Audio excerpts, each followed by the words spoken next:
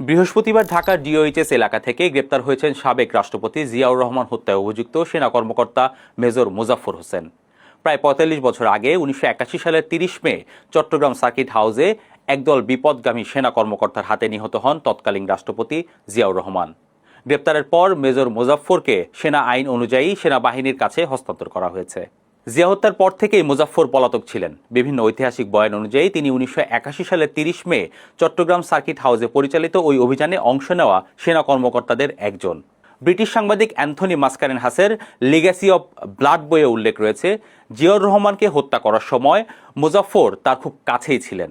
৪৫ বছর পর এই গ্রেপ্তারকে ঘিরে নতুন করে কয়েকটি প্রশ্ন সামনে এসেছে। ১৯৮১ সালে রাষ্ট্রপতি জিয়াউর রহমানকে হত্যার উদ্দেশ্য কী ছিল, সেই ঘটনায় অন্য সেনা কর্মকর্তাদের সঙ্গে মেজর মোজাফফরের ভূমিকা কী ছিল, আর এতদিন তিনি কার সহায়তায় কোথায় আত্মগোপনে ছিলেন। জিয়া হত্যার সময় সেনাবাহিনীর অ্যাডজুটেন্ট জেনারেল বা এজি ছিলেন মেজর জেনারেল মইনুল হোসেন চৌধুরী বীর বিক্রম।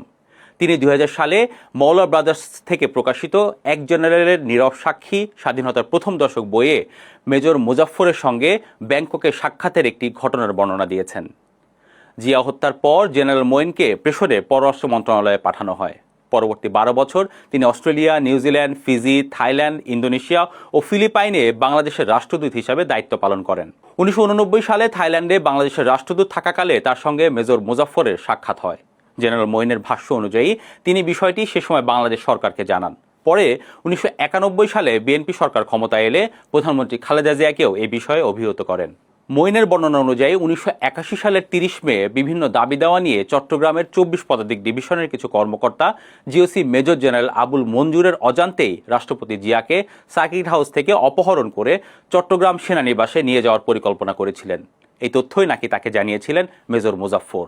মোজাফফরের দেওয়া তথ্য অনুযায়ী ৩০ মে ভোর ৪টার দিকে সেনারা চট্টগ্রাম সার্কিট হাউসে আক্রমণ চালায়।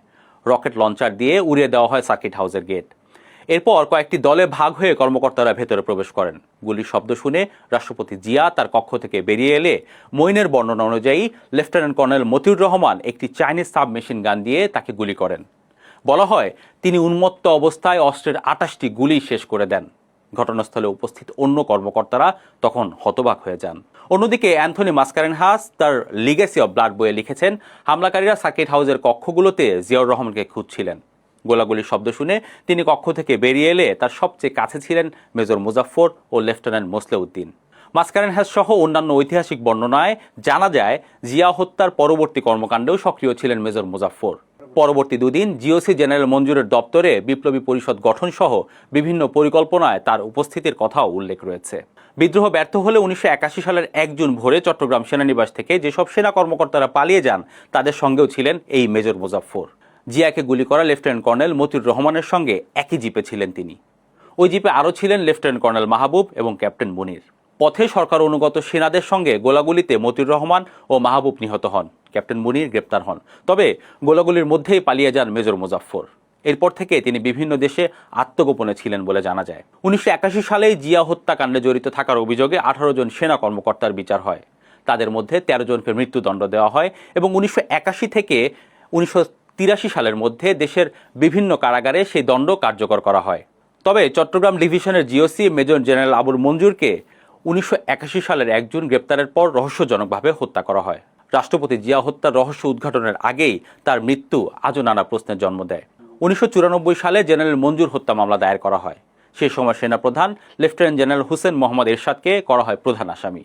যদিও পরে মৃত্যুর কারণে মামলা থেকে তার নাম বাদ দেওয়া হয়েছে, তবে মামলাটি এখনও বিচারাধীন।